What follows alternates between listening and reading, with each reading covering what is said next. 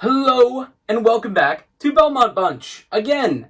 Today we are going to do the 7th-seeded New York Islanders and the 10th-seeded Florida Panthers in the qualifying round, Eastern Conference edition. A little bit of history between these teams in the playoffs, somewhat recently. And yeah, let's get into lineup talk, numbers talk, and predictions. So here we go.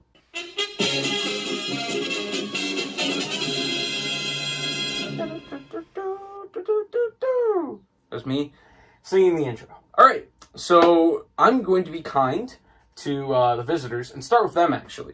So the Florida Panthers bring to the table a very interesting top six. Interesting being another word for very good. Don't know why I chose interesting. You've got Barkov, Sasha, one of the best young players in the game right now. Great playmaker, flanked by Dadonov. Evgeny Dadonov came over from the KHL a couple years ago, has been very, very productive on that first line with Barkov. And then, so they got Vetrano on the first line on Daily Faceoff. That's what it was. Forgot about it. Anyway, so Vetrano, not elite like the other two on that line, but it's more about spreading the wealth throughout the lineup. As you can see, this is a team that can put the puck in the back of the net pretty effectively. Vetrano, somewhere in the realm of 20 goals. I believe it's like 18, but pretty effective. Huberdeau, it's more about, I think, balancing the top two lines because you've got Huberdeau and Hoffman. Oh, the killer H's, I just realized that. Huberdeau, Hoffman, Haula on the second line. No more Trocheck. That was an interesting trade for me, but that's not what this video is about. I like Trocheck. I don't know if Hall is an improvement, but Grant, you got to be fair to them too. They probably looked at the team at the point that the season was paused and said, I don't know if we're going to make the playoffs at this point. Trade. I'm not saying that's the way you should conduct trades, but that might be what happened. Anyway, bottom six. Not fantastic at first glance, but I pulled my William Shatner acting chops out there. Anyway, Nola Chari, fourth line center, 20 goals. I've heard that before somewhere, so that'll be interesting. It'll be interesting to see a couple of really good fourth line centers go at it. You've got also Wallmark, who was acquired in that Carolina deal. All right, Connolly is a good third line scoring option. Not crazy about the contract, but I can't really talk. So bottom six, Sorella is very young. Basically no playoff record. Not basically. None. So see how he does. Sevier's fine. Let's go to the defense. Yandel, Ekblad, very nice pair. I'm not sure how often they play with each other. The Lions, as they were, still had Pysyk playing forward. Pysyk, you see on the bottom pairing there, actually was fairly successful as a forward. From what I saw, had 9 goals, 9 assists total this year. Pretty good for a defenseman playing forward. So I'll give him credit for that. Boyle was nicked up at the end of the season. I would assume he's in. He was only listed as day-to-day. And his latest injury report didn't seem too serious. So it looks like you get some veteran grit playoff presence and someone that's played the Islanders before in the playoffs with Tampa Bay in the second round of 2016. So middle pairing is decent. Not big offensive juggernaut there, but fine. Bottom pairing, Weegar and Pysyk. Basically all throughout this lineup, everybody sprinkles in a little bit of offense, which is good. Got to give them credit for that, depth-wise. That is not their issue. This is their issue. And also that. And, the defensive play is not great. But, Florida fans, don't worry, I didn't forget. That is not all on the defense. A lot of that is on the goaltending. If this team could buy a save, they would be a lot better. We see how much talent they have and what they're capable of. And every year they're that dark horse, and you're like, I don't know, maybe they get it going. And I think coming into this year, a lot of people thought that with Bobrovsky. I thought that was their one issue from last year, and now it's time to let's get it going here. And I was thinking breakout year, and Bobrovsky just was terrible. Let's just say it. He just barely snuck back up to a 900 save percentage. Goals against was like 323. He was terrible. I don't say that lightly. At backup, you've got a tandem of Drescher and Montembeault. I'll call him Monty, who were incrementally better. So yeah, that's what I got on the Panthers at the moment. Power play and penalty kill. Decent power play, not a very good penalty kill. So yeah, their guns, their balls to the wall, guns blazing. I'm gonna move on.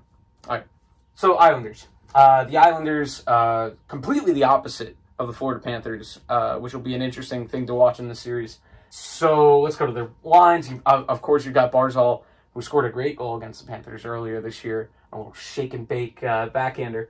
You've got Eberle, a little bit streaky for my taste recently, especially after just being re-signed, but had a really, really, really good playoff run last year. Scored in every game of the Penguins series, which was pretty fun to watch. Lee, he caught a lot of flack this year, but he catches flack a little bit every year because he's never going to be the most talented player on the ice. Like, almost never.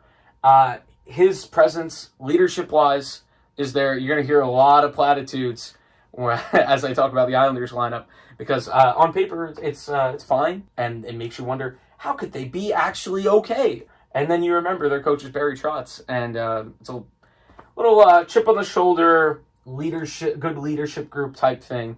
So yeah, Anders Lee still point-wise actually wasn't doing too bad, but he's streaky too, and Islander fans know they see that he's not the most skillful player out there. Bardown makes fun of him being the captain all the time. But hey, he's done a good job as captain. His production's been fine. Maybe a little bit expensive on the contract, but that's not what we're talking about here. Except for when it's Connolly. No, I'm kidding. All right, second line. Pretty good. Has been really good. Anthony Beauvillier has had a wonderful kind of breakout year. Has become one of my favorite Islanders. Very strong on the forecheck. He's got a lot more pep in his step this year. Platitudes. He's been just an all-around more aggressive two-way player, and he's been rewarded offensively. The guy, if they wanted to shake it up a little bit and throw him on the first line for a whole year, I think he'd hit 30 goals. Part of that is playing with Matt Barzal. Third line, so the Islanders' big acquisition, J.G. Pajot, coming in from Ottawa, scored a couple goals in only a few games after the trade deadline, and then things happened that stopped the season. Dal Cole gets the ire of almost every single Islander fan. Has a good defensive game, basically can't score. I think there was a thread that showed like almost every goal he's ever scored in the NHL level is like somewhat of an empty netter or a deflection, or like he's not looking. I was at one of those games where he deflected one without looking, and it was the game winner. So, hey, against these guys. No, sorry, it was against the Kings. My bad. Pajot at least levels out the scoring a little bit. Broussard had a great start to the year. 1 year, $1.2 million contract. It was like, it's another Robin Lehner type thing where we're going to revive a guy's career. No, he's been pretty bad since then. Brass lost the game against the Rangers. Won't forgive him for that. Double agent. Fourth line. Used to be the best fourth line in hockey. Cizikas is still a good player. He'll be back from injury by the time stuff rolls around. That has been talked about by Lou Lamoriello. Clutterbuck and Martin. It's been tough getting them all on the ice at the same time this year. That's been a big part of people didn't really notice the Islanders' fourth line. People don't notice the Islanders too often. But the Islanders' fourth line, who we here called the best fourth line in hockey for a little bit, just struggled to stay on the ice together. Martin looked a little bit cooked this year. Maybe he wakes up for the playoffs. But if he doesn't, Ross Johnston basically is a younger him that also still has a little bit more body presence. It's a weird way of framing that than maybe Martin does at this point, and it's not a big change from Martin to Johnston. You can argue Martin has some playoff experience and has scored in the playoffs, but yeah, we'll see. I mean, you got to treat every game as they come, and you can't just rely on the pass for Martz there. Defensively, man, I'm slow through the Islanders, but being an Islanders channel, that kind of happens. Leddy has been very meh, extremely meh this year after having a couple years where he was one of the most underrated defenders in the league. Pulak's got an absolute blast of a shot. Probably one of the Islanders' best defensive defensemen. So he's got a good two-way game now. He's progressing. Sometimes he struggles to get back, but a lot of times it's actually because his slap shots are so hard and they come off the board because as we always make fun of, he just needs to get the puck on net, but that seems to be a big obstacle for him. And he'll put it wide. The puck will bounce all the way around him. He hasn't even had a chance to get his feet moving, and now there's a breakaway the other way. So that's that's a funny little thing with Pulak. Taves this year, I was hoping to take the next step, replace Leddy, be able to trade out Leddy for Line A straight up. Our defense is already pretty cost efficient. 1.6 million, 1.45, pending at the end of his rookie deal. Then you got the 5.5 and the 6 million. So I was expecting, a chance to move up, trade this guy out, improve this. But Taves has just been all right this year. Last year was kind of a revelation when he came up in December. But still pretty good. Moves the puck well, good on the power play, stuff like that. Mayfield, just a great stay-at-home defenseman. Doesn't do anything crazy special, but he's a big body. He's just got to cut down on the penalties in the last minutes of periods. Oh, it's frustrating. So there's that. Boychuk has really, I complain about the contract a little bit, but he's been pretty solid throughout it. And he's been a big part of this team's change in style from run and gun to a very, very strong defensive game. And Adam Pelech is the Islanders' best defenseman, and nobody's ever heard of him, except for Islander fans who you will see commenting Pelech for Norris all over Instagram and Twitter and stuff.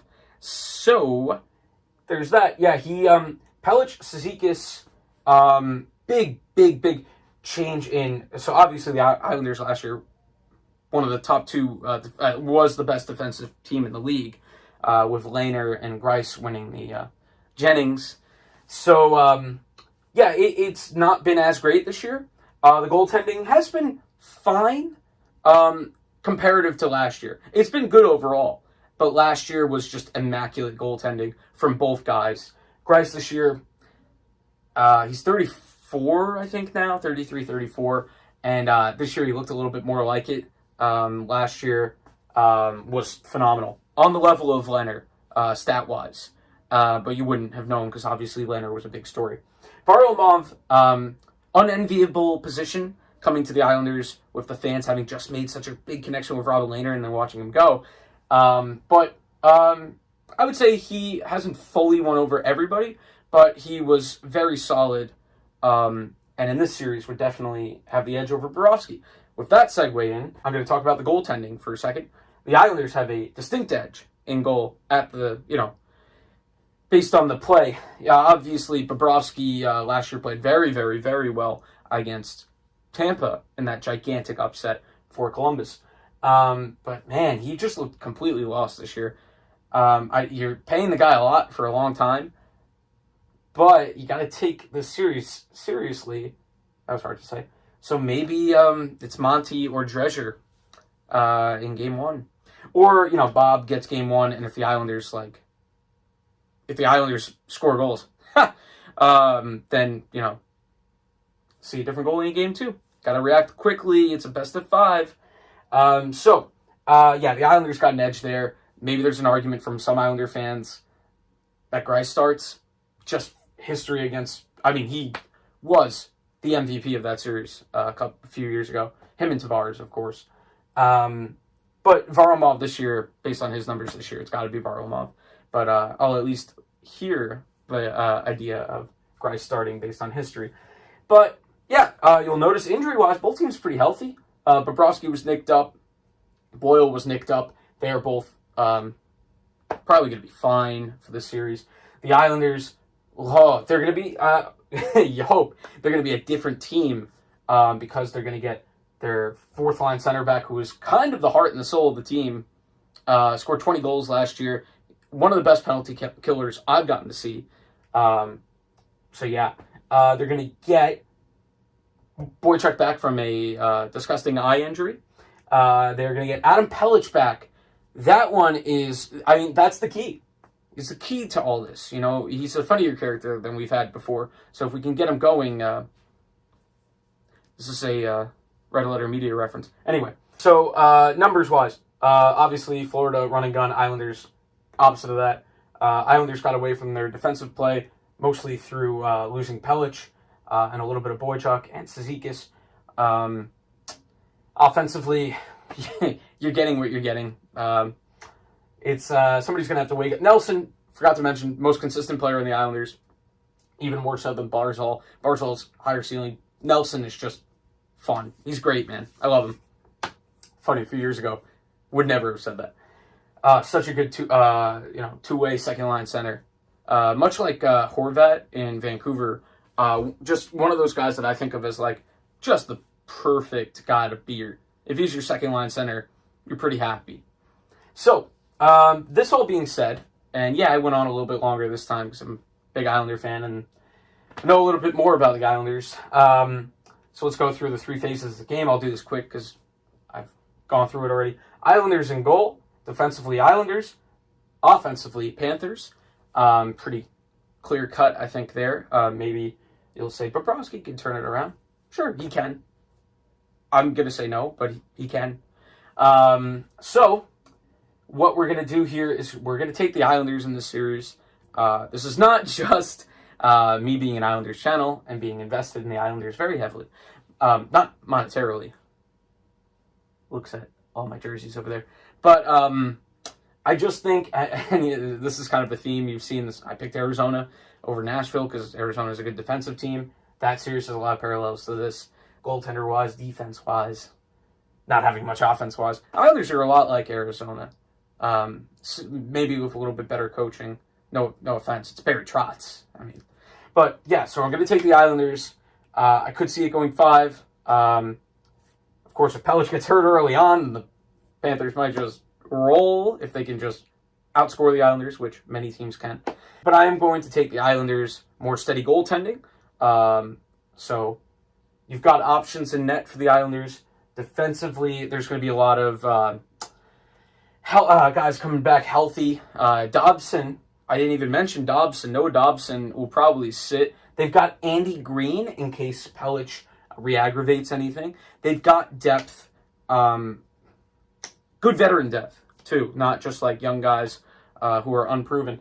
On the topic of that, they've got Bellows and Wahlstrom that they can call up if Brassard and Dal Cole dry up offensively, which is overdue because they did that 6 months ago. That's what I got. Also Komarov. Almost got through without talking about him. But yeah, so I'm going to take the Islanders. Call it 4 games, competitive 4 games. When they played a few years ago, there were 3 overtime games in that series. So these teams are interesting head-to-head in their contradiction in style and substance. Like and comment below. Give me your thoughts if you're a Panthers fan. Let me know if you've seen anything in either Montembeault or Drescher that says they can steal the crease game 1. And don't just say that they've stopped a puck before. Because Bobrovsky this year, I want to hear more about Barkov, Dadonov, Huberdeau, Hooby-Dooby-Doo, because they're exciting to watch, but I don't watch them extremely often, so I'd like to hear what you guys say. Alright, so that's it. We'll see you soon. We're going to finish off the last 2 series in the East, and just have a good day. Alright, bye now. Bye-bye. Bye now.